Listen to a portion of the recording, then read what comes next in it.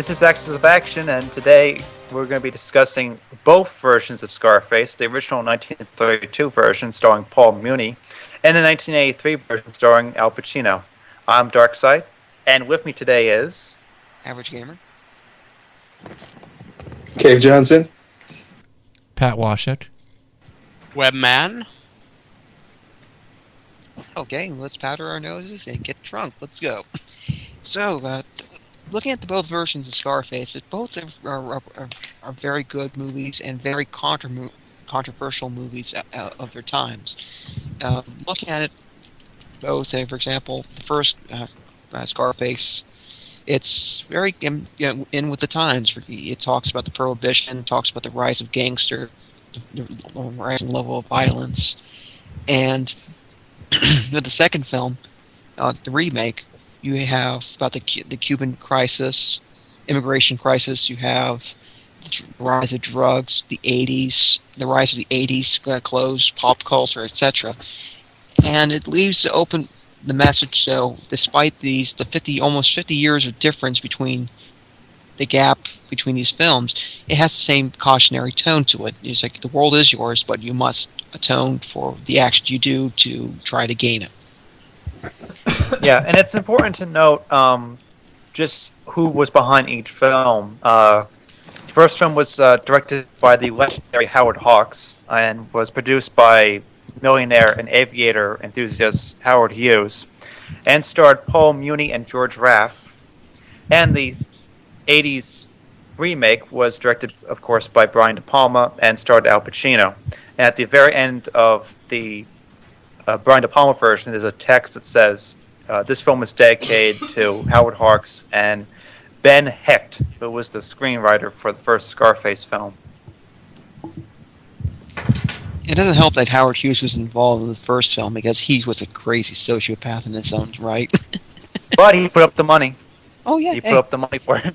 He's done some great things. I'm just saying, though, it's like it doesn't help you talking about these are mad. He was in Scarface of sorts himself. Look at the first film. The first film, for me, is very comparable and relatable to today's mature cartoons. For example, they don't show the death on screen, or most of it, anyways. Most of the deaths on screen, and it's the scenes for me like a kid today could relate to that. It's like, man, it's like, okay, it seems like a cartoon, but from 1932. A really bitching one. Yeah, I think go ahead. No, go ahead. Well, I mean, just hopping off of using that term. I mean, that to me, I think is the most concise way to describe both of these movies. They're cartoons. They are.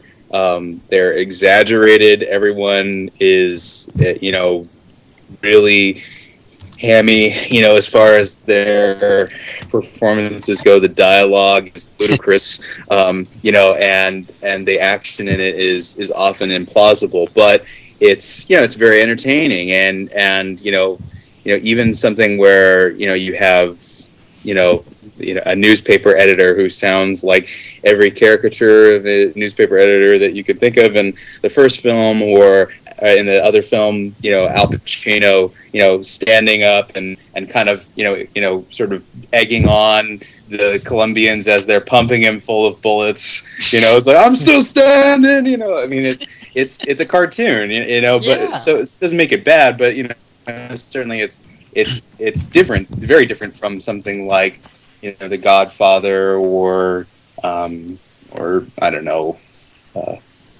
Boardwalk Empire or something like that. Yeah, it's a cartoon. It's got guns, drugs, alcohol, and sexual overtones. It's the best cartoon ever. I wanted to say something about the cartoon aspect. The thing is, especially the first one, because they had this retarded character in it.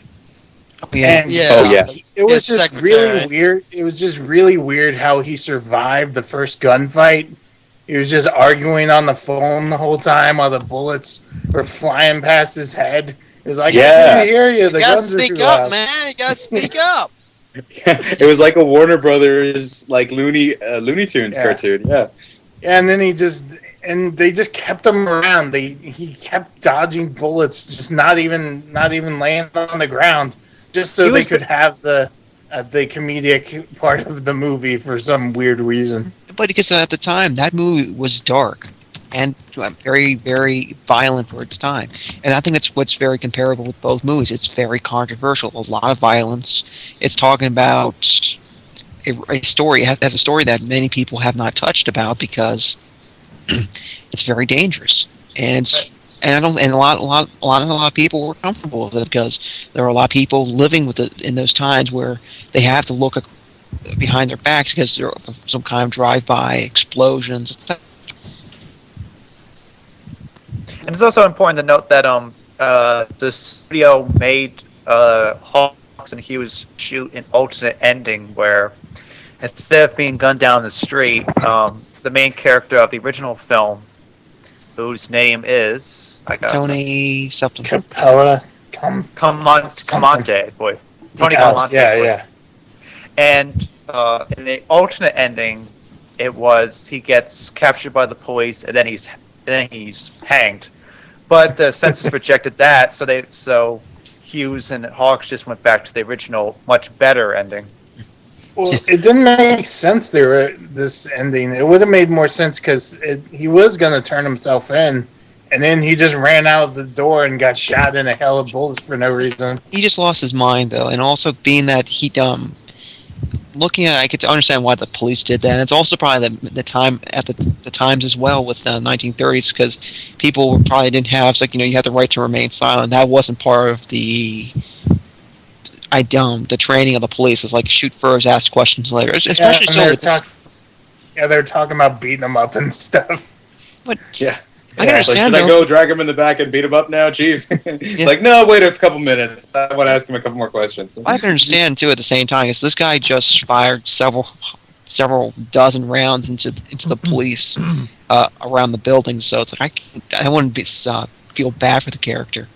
It's interesting also looking at the characters. It's also at the times in the sense that Tony Camonte, he's Italian. His actions, his movements are very Italian-like. He likes Italian food, and it's pretty amusing that Tony Montana is Cuban, and it seems like those undertones are dictate what's also going on in that type of world, like immigration, what kind of immigrants are concerned at the moment. You know what's funny? And what's funny about the different portrayals is that in the original film you have Paul Muni, who's Austrian, playing an Italian, and in the remake you have an Italian playing a Cuban. So, and the film definitely has this because of the censors, they really did. There was this accusation about is it glamorizing the gangster lifestyle? So, it's very thick with that in the dialogue, especially at the end when Tony's begging for his life at the end to the police, and the fact that the censors made them put in that subtitle, Scarface, a shame of the nation. Yeah. But it also that whole opening crawl. I mean, they have the other scene a little bit later with the newspaper editor and the different, like, I guess, community leaders or something, all talking together. But that this is your government. What are you going to do about this? I'm lecturing to the audience. But it's very funny, though. It's like, despite that, nothing really happens. It really predicts what happens with Al Capone, is that the military, the federal government doesn't achieve what it does. They have to repeal the amendment.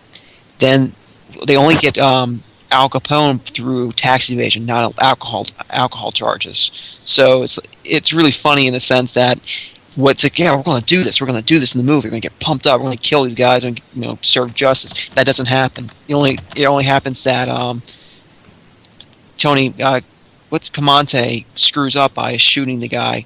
It's okay. We got a reason to arrest him now. So okay.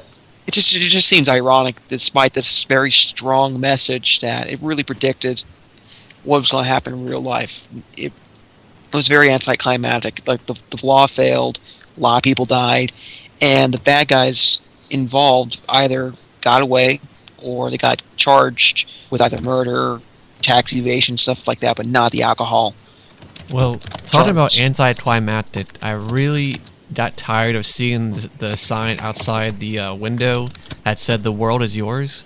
I was like, "Oh, come on! You already know what's going to happen, you know." And then on top of in the very beginning, when they took Tony to the police station to see the chief, and the chief says, "You're going to be just like every other gangster. You're going to show up here, take over the place, and then you're going to die or get shot, whatever, you know." And Tony was like, "No, I'll be different. I'll be different." And I just thought it was really interesting about how Tony, when he was with Tony, I thought it was really interesting with the cigarette. When he was at the barber shop. The barber shop was so funny when everybody was like, "Police!" I forgot the line, but it's like, "A police officer's coming," and they all throw their guns in the chair and they hide it. I thought that was really funny. And then when they got Tony and he was smoking his cigarette, he put his cigarette out. No, I'm sorry. He lit the match from the sheriff's badge. And then I think he put the cigarette out as well on the badge. I can't remember. No, he just lights the match on the guy's badge. Yeah, I just thought that was interesting. It was just like, He does it a couple yeah, times. F you. And then the officer just knocks him out. Yeah. That So he officer just falls off. I was happy. I was happy. I felt good, happy for the officers. Like, yeah, I want this guy. I want this guy. He just disgraces me. I want them. Well, not only that, but he even says when he's in the that same police officer that Tony lit the match off of, he says, "I will go after you even if I lose a month's pay." So it shows you his initiative. Like, I want you bad. You're going down. He was awesome. So- The police officer was awesome. Although it sounds like this. Listen, Kamate, I'll get you, even if it costs me a month's pay.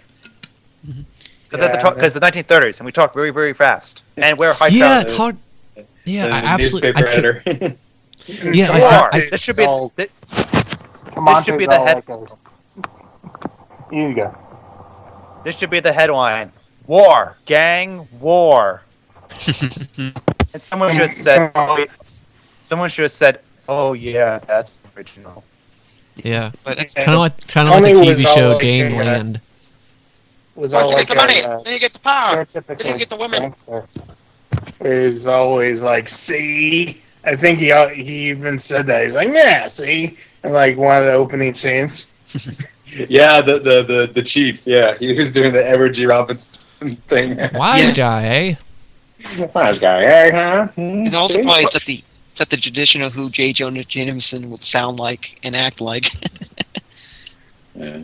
Listen, Lieutenant, I want these bootlickers found. See, I want them found and put in jail. See, the writing's on the wall. See, see. And I just want to say something notable about this film.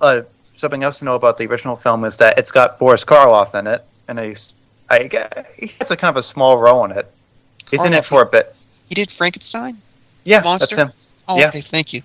And the second main character of the story, George Raft, who plays Tony's like kind of right-hand man, he did the famous flipping of the coin. And many years later, he starred as a gangster in the film Some Like It Hot, and there's a scene where he's in a hotel lobby, and there's a gangster Some flipping. joke. I love that guy. And the guy's flipping the coin, and he says, "Where'd you learn that? Where'd you learn that cheap trick?" So I love nice little reference. I love always how the thought- guy died. I love how that guy died. He just gets bang, bang, bang. He looks at him. He's looking at Scarface. He's just shaking his head just a little bit, like, you're gonna get it good this time. As he's slowly dropping to his knees and dying. It's like, that was awesome. He hit his, and then apparently he hit his head really hard when he fell backwards, and it's like sustained a head injury. Oof. Didn't one of the, like, a comedian, he was in that movie, and his brother visited the set, and he got his eye blown out by a stray bullet from one of the guns? Yeah, Harold Lloyd's brother visited the set and lost an eye. Jeez. I think what's also great about the film, despite these great things, I think there were some issues with the film because it didn't give enough time to watch the rise of Scarface and the downfall of his boss. It really felt too short in. Sorry, I'm just excited. I don't mean to interrupt. If you want to finish your I thought. told you too much. I'm fine. It's okay, average game. I'm gonna let you finish, but I just want to say. What you were saying, Cape Taunton? No, not being smart. Go ahead. Okay. Well, Okay, you're good. Oh God! On the same note that your brothers mentioned here, and then since you mentioned that you felt like it didn't really quite give enough time, I felt that was one thing I actually kind of preferred in the 1932 film as opposed to the 80 or 83 remake. Okay, sorry, 83 remake, and that it was actually, it kind of showed that there was a lot of intelligence that the character had in the 1932 version, where he basically had a puppet boss running, basically being the front of the organization. He was the one really running things. So you kind of had this sense of when he's takes out that guy, it's really more just that he's finally letting things get to him personally, and he's not able to keep his cool anymore, so that he becomes more vulnerable, as opposed to with the Al Pacino version. He's it's sort of the similar kind of thing that you see in a lot of gangster flicks. You're on your way up, you end up crossing somebody who is on your side, and then you take them out, and then all that kind of other normal, going up, the body's falling as you climb up the ladder sort of stuff. And I felt like the length of the 83 version is actually a liability for it. I think it's not as good as it could be if it were a little shorter. I had to agree with you, Dave, because I remember that the transition when they had the guy shooting the Tommy gun and they had the calendar flying the numbers off. Oh, that was great. I thought for the time, I thought that was pretty good to show a transition of, time is flying by, literally, with bullets. And I just thought it was really neat. And the other thing I absolutely loved, talking about the puppet, or is it Lavo? Is that his name? I can't remember yes, it is. The head of the person. Yeah. When Tony first went to the place where Lavo lived, everything he said was really good. Because he kept saying, "It was like that's very expensive, eh?" When he first walked in, he grabbed his I wouldn't say grab, but he kind of plucked at his robe. And he's like, "That's expensive, eh?" And he's like, "Yeah, very expensive." And then he was I think it was showing something else, and then he says, "Oh, that's expensive, eh?" And then finally he saw the woman, and he's like, "Well, that's expensive, eh?" It just kept going. He kept smarting off to the boss. I just thought that was very comedianish. Yeah. And I just thought it was well done for it. Yeah, looking at it, how it shows how successful the 1932 version was, with how when you compare it to the 83 version, a lot from for a couple of places where things were moved around a bit. The whole structure of the film remained the same. I mean, for example, you have the beginning of the movie was essentially about, Scarface starts off in the police station, but for entirely different reason. He seems more, and I'm putting quotations around it. They never really tell what he did in Cuba, but he's innocent, in quotation marks, and as a result, you see him slowly building himself up. I actually just enjoy that, because you see that Al Pacino's version, you have, in a sense, you have a chance to sympathize with his character, because he really has no future. It's despite coming from Cuba, from a really nasty place, he seems like he's trapped in the United States, and as a result, back in the corner. I'm not saying he's right. I don't like the character. He's very despicable. But looking at it, you have a chance to sympathize with him for why he's doing that. And that's what's also great with both characters. I felt that was a little heavy-handed myself. Oh, yeah. And I really blame Oliver Stone on that. The restaurant scene. Second night of the bad guy. Kind of thing. Where he gives the whole spiel about you need people like me so you can point your finger and that kind of thing, and discounting all the hundreds of people he's murdered and all the people he's shaken out of business and all that kind of other stuff. At the same time, and where are the cops in that anyway? Yeah. Where's law enforcement in that version? That's the point, though. That's also the point with the first and second film, is that the cops can't really do anything, because it's a very powerful organization that you could probably capture the small guys, and it's very difficult to capture the big guys. And ironically, what happens with Scarface in the second film is what happened to Al Capone, tax evasion, whose money laundering, and eventually discovered it, and it was Scarface's time was coming up. And even though that the other guy that took out Scarface in the second film ordered a higher to the head, he's probably doomed to the same fate as well, because of, I'm not sure what happened exactly, but the UN was trying to crack down on, no pun intended, on cocaine operations. There was a cop in in the remake, but it was like a dirty cop. He was on Scarface's boss's payroll. Yeah, they probably would have been able to do that in the first Scarface. But the thing was, it was so controversial. They were already pushing it. If they have a cop being killed on screen, that would have been probably X-rated, because it's just no. Maybe you can get yourself a first-class ticket to the resurrection.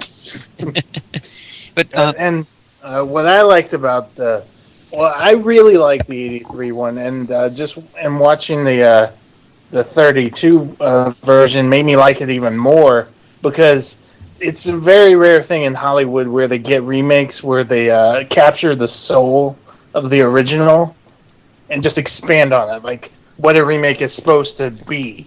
It's supposed to be something that they make better with the technology they have, or some sort of, something like that. And I liked, the reason I liked it a lot better, the '83 version, is they cut out the whole thing where everybody remembers it after he kills his boss. Everybody remembers all the stuff that he does later, and all the fun stuff, and all the push it to the limit montages and stuff, and they just completely don't have that in the original. He dies almost right immediately after he kills his boss. Do you guys mind if we talk about Tony's sister? Because we have not talked about Tony's sister yet. The '80s version's better. The first version was very mind-numbing. It's like, okay, she's abused, restricted, and pretty much being Tony.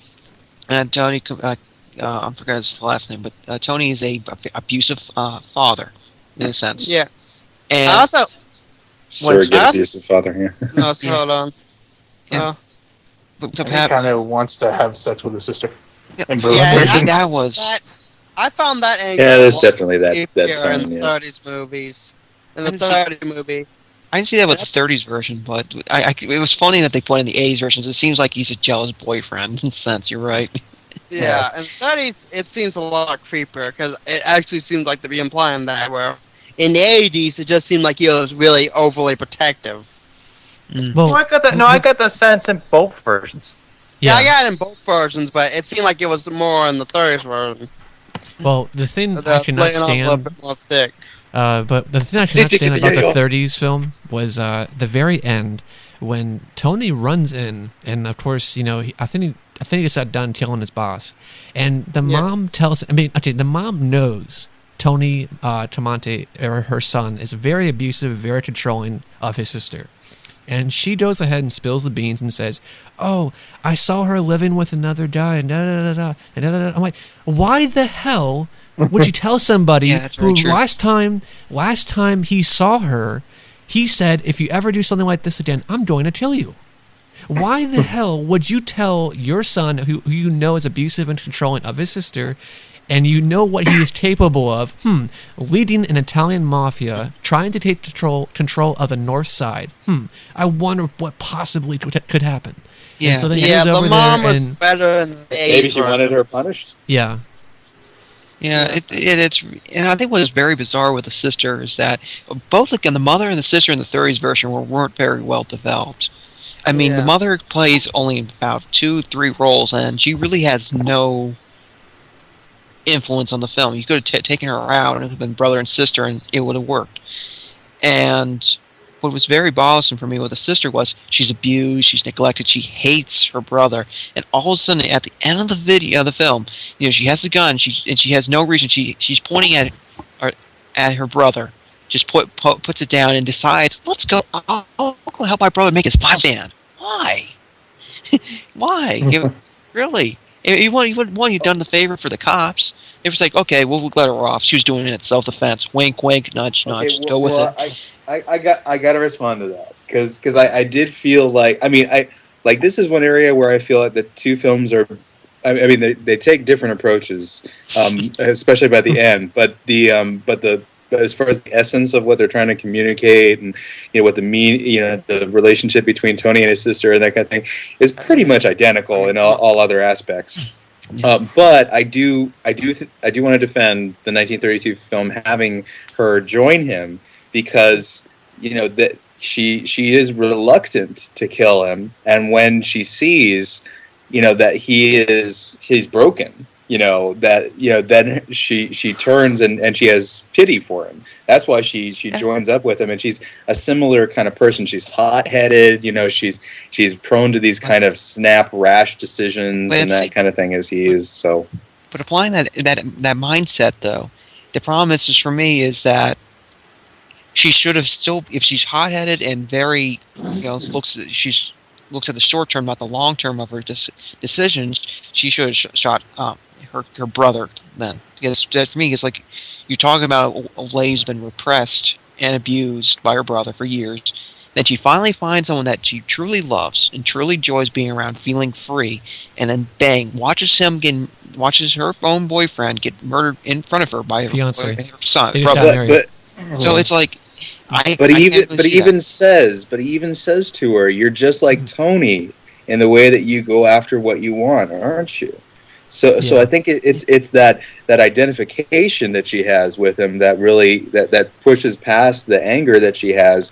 I mean, yeah, she liked that guy, but in the end, she didn't really know him that well. I mean, he was a toy, for her. I don't think there was that meaningful connection like what we had established in the 80s version where they did really know each other for a lot longer. So I can buy it, myself. So. It's at the same time though. And for me, she ends up having joy. Say, "Oh, I'm happy now." It's like, really? It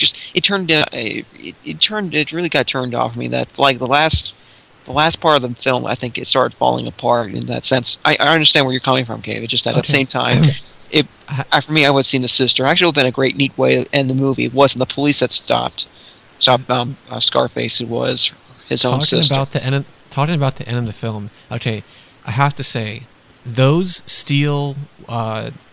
what's the word called? The steel doors, shutters. Shutters. Yeah, the steel shutters. He never used freaking once in the film. I mean, okay, yeah, he closed one of them. Okay, one window out of how many? 5. He closed one window. Okay, he closed the door, and then for some reason he decided to run out the door towards the police who were coming up the stairs. And then he had a little rambling try speech. But anyways, I just thought the windows. It's just like. When I saw it in the film, and he was like, "Hey, what do you think? Steel shutters. So if we have unexpected company, we can close it." So I'm thinking in the film, he opens up the closet or whatever. He has like 8 machine guns lined up, fully loaded, right? I'm thinking he's gonna be closing all the shutters, right? And then all of a sudden they throw the tear gas in after his sister did shot accidentally, and it just.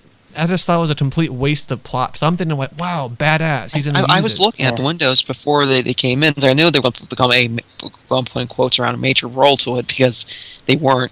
But they looked useless from the beginning. It's like, how are you supposed to fit a machine gun through that window? It's like because they only have the slot for the eyes, so you can just look out of, but you can't. Take your Thompson or whatever weapon you have and shoot outwards. It seems just like it just ends up becoming a fortress, and you can't shoot out though. So eventually, there's going to be a way for the police to get in. The other thing I couldn't stand, I can't remember what he modified, but I remember him talking about buying a new. Remember his sister came up to him, and she said, "I heard you did a new vehicle," and he says, "Yeah, I'm going to be making it fully steel or whatever." Yeah, and then all of a sudden, but it did sort of bulletproof glass and all that stuff. But it did because that's how the hit on his.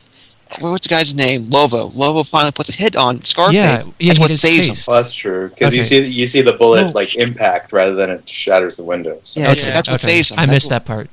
Yeah. Well, actually, no. The modification was fog lights, so I can see in case it gets stuck in the swamp. By the way, I have to ask. When you guys watched the 1932 version, with the chase scene when Lava puts a hit on Tony, did anybody kind of get suspended or suspenseful when they watched the car scene because of the film quality and frame rate? I mean, it felt like they were really moving fast. I mean, of course, it's the frame rate of the time, but it just seemed a lot different compared to nowadays. They were very slow. smart. Yeah. I mean, like the lighting too. That it was so isolated, and you could hardly see anything else besides those two cars. And it was thrilling. And I've always found. I'm sorry, Virginia. You go. I talked enough. Well, I've always found that black and white always makes these really makes badass action scenes at night. Like Godzilla, that movie works so much better in black and white. The original Godzilla of him just destroying the city. Yeah. Oh, I really liked also about this chase scene was that the bad guys are smart. Aim for the tires. Like, thank you. And they did. They really tried their best to aim for the tires, and I liked it. It was a good car chase. I think for between the two movies, I do like the second one, not because of how the ham-fisted acting, but just how the ending was. I guess, for example, they build up this really, in both films, they build up the Scarface as a very powerful, very smart, and very brave guy. And for me, in the original, that falls apart, in the sense that it's kind of like Batman should come in. It's like criminals are a super cowardly and superstitious lot. That should have been it. No, it's a question of which do you prefer? Do you prefer this? I got no bullets. I got no gun. Please have mercy. Or would you rather have? Who do you think you're fucking with? I'm Tony Montana. Yeah. You fuck with me. You fucking with the best. And that was my thing. I'll kill all you sons of bitches. In the 1932, they just couldn't curse. They were like, jump off a lake or whatever, take a flying leap. And it just bothered me. It's like there's a really anticlimactic. Here's this really badass guy. It's like and then all of a sudden he's all of a sudden just thinks out, oh please forgive me. It's like like really. And that's what I liked about the Al Pacino version. It's like, he just, I have nothing to lose. They just murdered my sister. I'm on coke, and I'm going to get mad. And it worked. Hey, wait. I got an idea. I know how all to I get have around. in this world is my balls. My word and my balls. I got an idea. Buddy. I know how they could have got around the cursing. No cursing in the third version. They would say, "Oh, you want to play tough? I'll kill all you Uncle Falcons." Yeah. That's so full of sugar, I can't even tell where it's real and where it's fake. This is what happens when you find a stranger in the Alps. See what happens, Larry? You see what happens when you fight a stranger in the Alps? Yeah. But It's my favorite one. I'm looking at the 80s. We haven't really talked about it much, but just ironically.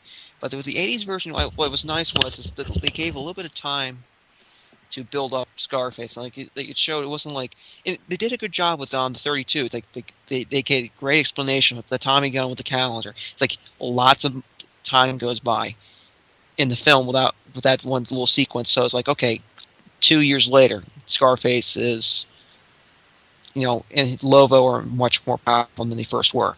So okay, that worked. Yeah. But right here, you get to see the growth of the character. You see Scarface. He's very friendly. Or he has a good friend. He treats him well, and then you get to see how he deteriorates by the middle of the film. He loses the lady that he really likes, which happens in. What also bothered me in the first film is that it's not really as a result. I'm all alone. Where's your girlfriend? You got something to live for. That is one thing that I think the remake on the note of the friend. I think that the remake does have Tony's companion, and that one guy. I forget his name, but that is way superior to the friends and the guys backing him up in the 32 version. That actually has some weight when he kills that guy. That's not just he's hurt his sister. He's hurt himself. He just took out his best friend. When he kills him. Yeah. And that guy does a great job too. He's very useful. The partner in the remake is very useful in the sense that he has a chance to save Scarface's life with the chainsaw scene. It's like, hey, something's not right. Yeah, let's go and they're kind of like messing around with the girls, but then they realize, wait a minute, something's not right. The deal should have been ended, and thus he saves Scarface's life. So it's like he's a very useful character. He also is smart too. Yeah. And it was also nice that they avoided the stupid guy from the first film. It's like, okay. Yeah. It was tragic. It felt bad for the guy. Secretary. That really took me out of the movie every time. It was like, I gotta speak up! Yeah. You gotta speak up! I can't hear you! Wait, now I got a name, Buzz. I got a name. You gotta Oh, get your yeah. sound out. Take it back down! Yeah. And he had huge ears. Mongoloid. Fuck him. And looking at it, it was actually really strange to see Scarface doing an errand for someone else to kill a guy that was threatening their drug business. It's like, really? You see something. You seem like he was powerful enough to have someone else take care of it. I don't know why he didn't. Well, I think because I don't know, maybe because he was becoming increasingly paranoid. Because remember that scene before when he gets caught by, I think it's either the FBI or the DEA. I can't remember, when they're counting money in that room. Oh, okay. They're making that deal, and Manny, his right hand guy, his best friend, he says he was going to do it. He's like, I'm gonna, I set it up. I'm going to do it. And Tony says, nah, man, I'm going to do it. So it kind of showed that he was becoming, he was trusting the guys that work for him less and less. Oh, so that's probably the reason why he went to New York to ensure that they blew up that guy who's going to speak at the UN. Well, I was If you're looking gonna at kill somebody right, you gotta do it yourself. Yeah. I also actually I found the C4 stuff on the bomb was kind of funny. It's like, really, you couldn't make it any more subtle. It's like, here's this, look, there's like this piece of mud slung hanging off the bottom of your car. It's like, hey, I'm right here. But anyway, I think it's good. I don't need that shit in my life, man. You know what? You know what? I do like one thing about the third version. I like how they set up his weapon. The Tommy gun. He's like, oh crap, man! It's a machine gun you can carry, man. Yeah. Hey, no. He said you can carry it like a baby. That was the best part. carry it like a baby. I mean, the actor was like having fun with it too. He was like he was like falling, like, yeah, look at me, I'm playing guitar, man. And out of the way, Lover, I'm gonna spit. Yeah, get out of the way, I'm gonna spit. Yeah. well, with the M16, it just came out of nowhere at the end of the movie. It's like, I got an M16. Yeah, true. And also thinking about with the 30s version, what I think it beats the 80s version is that the 30s version was telling a story of the era, not just a Scarface. Yeah. With the 80s version, for example, it's like the idea, the Thompson, hey, this is a great gun, we need this, It was telling how the gangsters had it too. It's kind of like, man, this is a great thing. It has a big clip, shoots a lot of bullets, stuff like that. With the 80s version, it's good. It's still a good movie. It does a great job putting the audience into the era. It doesn't really tell the story of the era, though. It's just like, okay, it's taking advantage of what was going on. For example, the Cuban immigration crisis that was starting to pick up, the drug trade that was starting to pick up. And it's got that great, it's got that great tagline. He loved the American dream with a vengeance. Yeah, true. Yeah, very true. And that's the thing. I think for me, the 30s has an advantage of it. It tells the story of an era, and the 80s version doesn't have it so much. They both have the story of a cautionary tale. It's fine to go pursue your dreams. It's fine to try to go get your stake of the world, but you have when to you start killing people and selling illegal substances, that's no good. Yeah, and also just that you have to pay on. Yeah, it takes a toll on you after a while because you look at how Scarface became. His what he loved, what destroyed his life. When he did this quest for power, he made him become a monster of himself. Even though, which is the 80s version did a better job with. You see this man, You don't know much about him. All you need to know is that he's trying to really live the American dream. He's trying to really truly live it, but in the end of the film, he becomes a monster of his former self. Mm-hmm. Well, why don't we roundtable this to finish things up? Of the two films, I suppose, since we're doing comparison and contrast, and we're analyzing for weaknesses, if you had to pick one of these two in terms of which one you like the most, like more, which one would you pick and why? In about 30 seconds. Who wants to start? I'll go first in alphabetical order then. Okay. I'll take the 80s version. I'll take the 80s version slightly over the 30s version. The 80s has I think does a nice job fleshing out the story of Scarface. It gives you a chance to sympathize, and you get to see the de-evolution of the character. He becomes a mastermind, but then becomes a monster. And for me, I think it's what really has me pick the 80s version over the 30s version is just the ending. It's more actually, they build up this character that's supposed to be a badass. He dies like a badass. The 30s version, he doesn't. He dies like a little bitch. Yeah. I give up! I give up! No, I don't. And that's all I really have to say. That's what, for me, I think the ending, I know it's over the top, but the thing is, though, it helps, it lives up to what you're expecting of the character. Okay, so I personally prefer the 32 version. I saw the 80s version first. I really feel like it's one of the most overhyped movies I've ever heard of. Personally, I have no idea why anybody who is in who would consider themselves, a gangster rapper or thug life or whatever, finds the movie so inspirational. Because to me, it's like it. There's a bunch of other movies that I could point to that do a lot of the same kinds of things. And what I liked about the 32 version was just that I felt like I didn't have some major thing that it needed. Like this is an iconic movie. This defined, this generation or something like that. I just knew that it was influential, and with all that it needed to live up to, I felt it was really interesting to me. It was a lot shorter.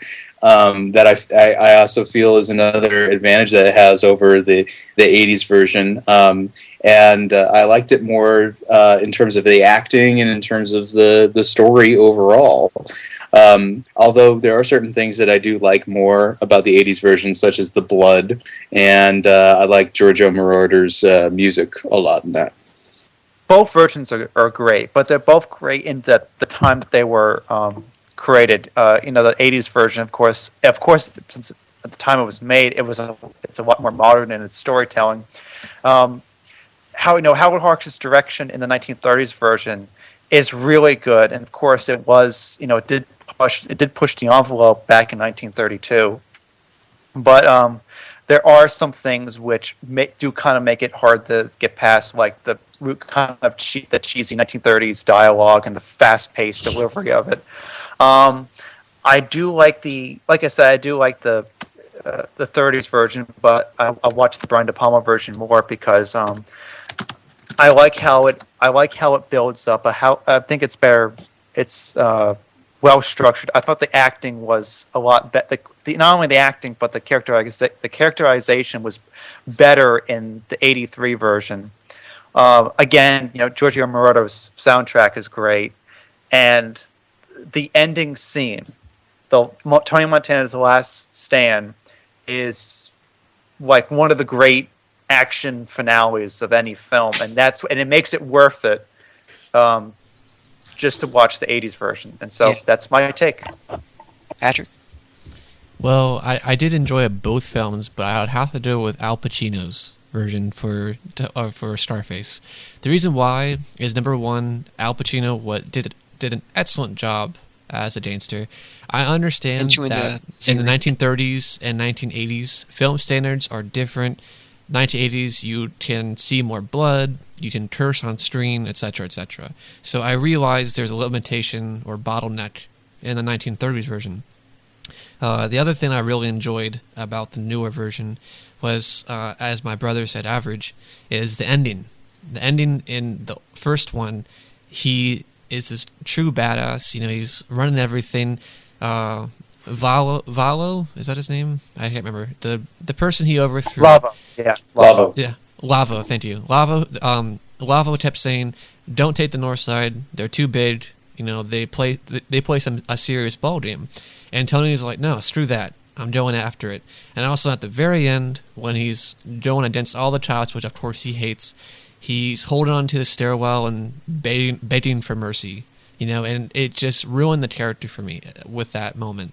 And with the Al Pacinos, as everyone else said, the ending, he stands up, he's a true badass, everybody remembers him, and it just shows, what a true gangster should be doing. And mind you, I want to say that I didn't speak enough of the 30s version. It's fantastic.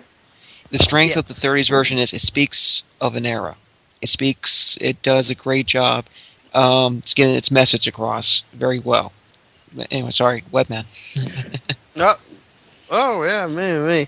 The 80s version. I know you're shocked and surprised. Yeah, I like the 80s version because I felt the story's more fleshed out, the characters are better, the music, that soundtrack is awesome, and also Al Pacino.